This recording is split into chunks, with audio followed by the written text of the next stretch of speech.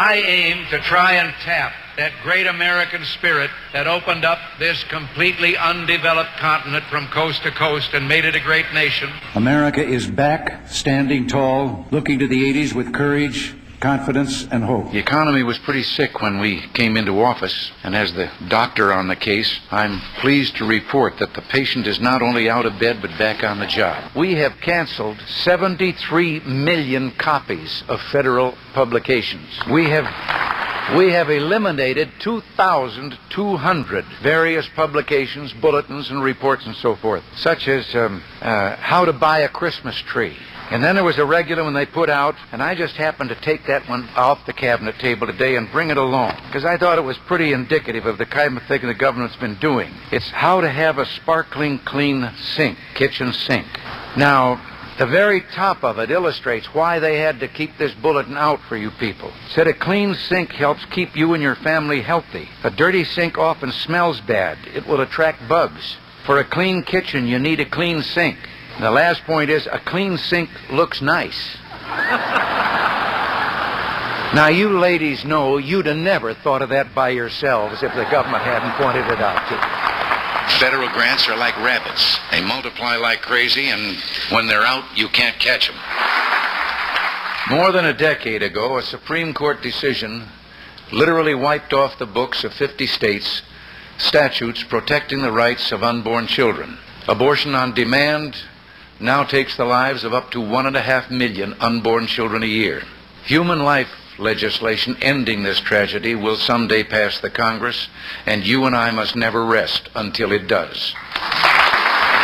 Unless and until it can be proven that the unborn child is not a living entity, then its right to life, liberty, and the pursuit of happiness must be protected. You know, when I heard some of the things that were being said last week in San Francisco, and I didn't watch all the convention, there's some punishments you just don't deserve.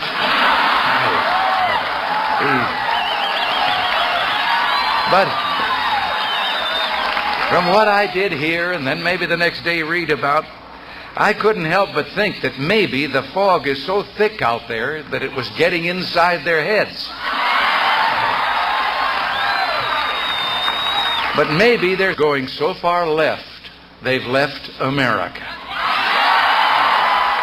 Slowness in getting the Superfund into action on a number of sites has contributed to that perception, and the fact that you've been quoted in the past as talking about environmental extremism?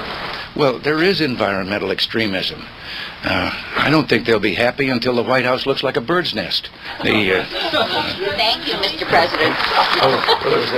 All Americans can be proud that we now have a person with courage and dignity representing us in the United Nations.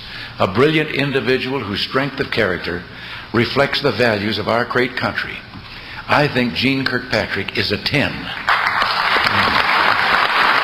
And I'm mighty grateful for the magnificent job that she does every day.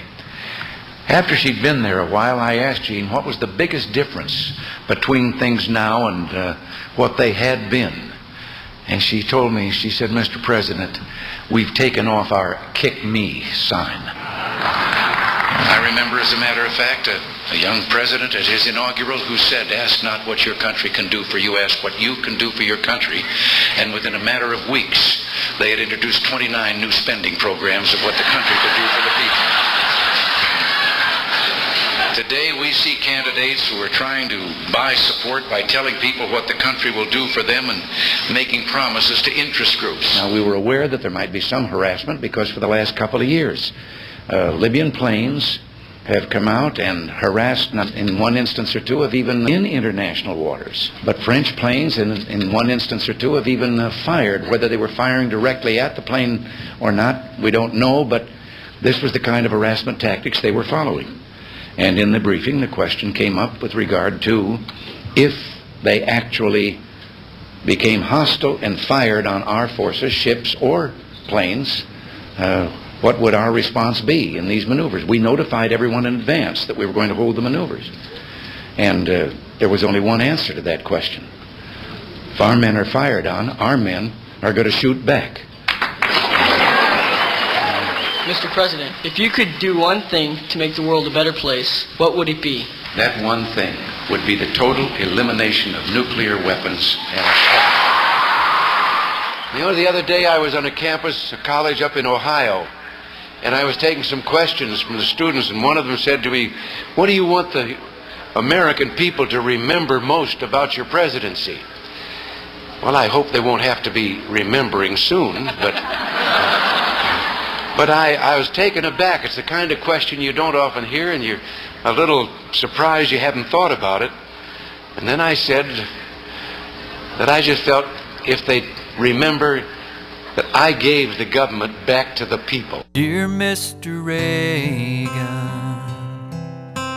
I wish you were here